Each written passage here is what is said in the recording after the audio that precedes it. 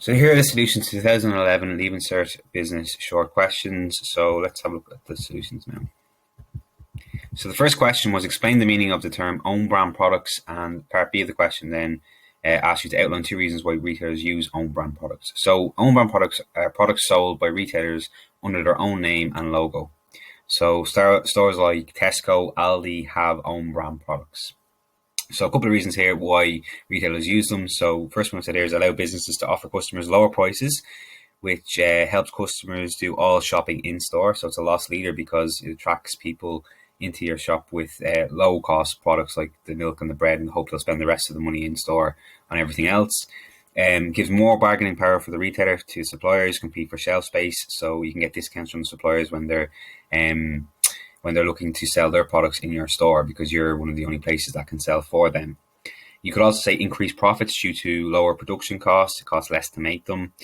Competitive advantage, so your products are not available anywhere else, and you can be cheaper than the alternative. So your own store milk may be cheaper than maybe a supplier like Avonmore or something like that. So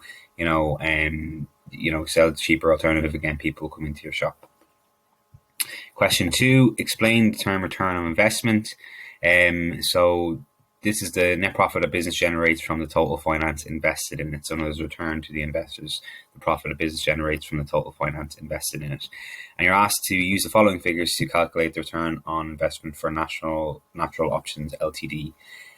So how you get that is net profit over capital employed multiplied by 100 over 1. So you can see NP over CE multiplied by 100 over 1. So net profit over capital employed multiplied by 100 over 1. So your capital employed basically is where the money comes from to run the business. So you have to add your share capital, reserves, and long-term loan together. So 57,000 over 220,000. You must show your workings for this as well. In other words, all your adding for figures and stuff like that. So 57,000 divided by 220,000 multiplied by 100 over 1. And the answer you get is 25.91%.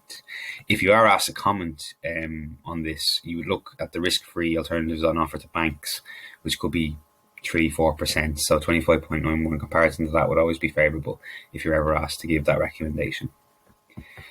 The third question, distinguish between two types of meetings which are common in business. So you got your AGM, your annual general meeting, your EGM, extraordinary general meeting, your board meeting, and your ad hoc, your informal meeting. So AGM, meeting held once a year for shareholders in a business, where you present your accounts, the election of directors, the performance of the year, etc. All that stuff is talked about.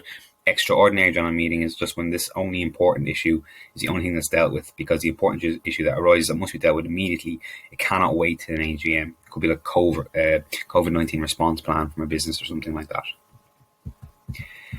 Two benefits of meetings as methods of communication, so you can get effective decision making for future, and also it allows for feedback on proposals. It could be alternatives, easier way of doing things, people's opinions, thought, that kind of stuff. Question 4, explain the term span of control, and then you also have to outline two factors that affect the width of the span of control. So span of control refers to the number of people that report directly to a manager or supervisor in a business. Two factors that can affect the width of span of control: well, the management style. So a laissez-faire or democratic style of manager trusts their staff, so they may have a wide span of control, where an autocratic manager maybe doesn't, so therefore has a narrow span of control. So your management style is one factor. The type of product and the work involved, like jobs that have little responsibility or repetitive, maybe routine jobs in factories, things like that, could have a wide span of control, but maybe job production, those types of jobs could have high skill levels, so may need a narrow span of control. You could also type of workers, etc. as well, that type of thing could be another point you could also talk about. Illustrate what is meant by the term invisible imports, with reference to the Irish economy. So an import means goods come in and money goes out, and invisible means, well, it's a service, so it won't be a good, it'll be a service in this case.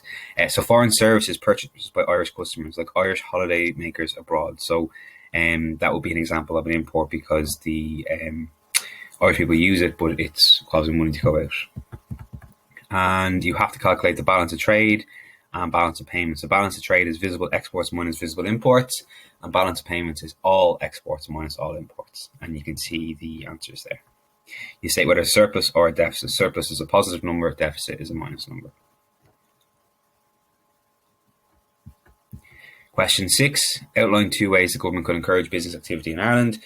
So the low corporation tax of 12.5%, this attracts foreign direct investments. So you could have other tax initiatives like reducing VAT, so the tax on goods and services, so it costs less to purchase them. Lower POE, PRSI, USC rates will give consumers more money to spend because they're paying less in tax as well. Improving infrastructure, like more money spent on roads, airports, broadband, they will allow businesses to reach customers and operate more efficiently. Question 7, 2 types of industrial action that employees could take in an attempt to get employers to meet the demands. Overtime ban, so you don't do any overtime during your busy periods, like maybe Smith's Toy Store Christmas or Toys R Us or something like that, refusing to do overtime at Christmas when it's their busy period. A work to rule, only doing what is in your contract and nothing else. So there's no flexibility there, like only taking classes from a teacher's point of view, taking no extracurricular activities. You could also have said token stoppage or your official strike. True or false beside these statements. You do not write the letters, you have to put the full terms in. So true, false, true, and false here. For question 9, explain the term short-term finance. It's finance available up to a year, so it covers the short-term needs of households or businesses, and a bank overdraft will be an example of this. Illustrate a business situation where short-term finance would be appropriate. So maybe using trade creditors to buy goods upfront and paying for them after they've been sold. This can free up cash for other uses in the business, but also have stock to meet consumer demand. Perhaps during COVID, where businesses have been trading for a while, they can get goods on credit from suppliers. So once then, when these goods have been sold, maybe by the end of the month, they can then pay the suppliers back. It allows them to meet consumer demand. And outline 2 strategies management could use to help employees adapt to change. You could empower employees, so give them real power, authority, responsibility for themselves to make the decisions in the job.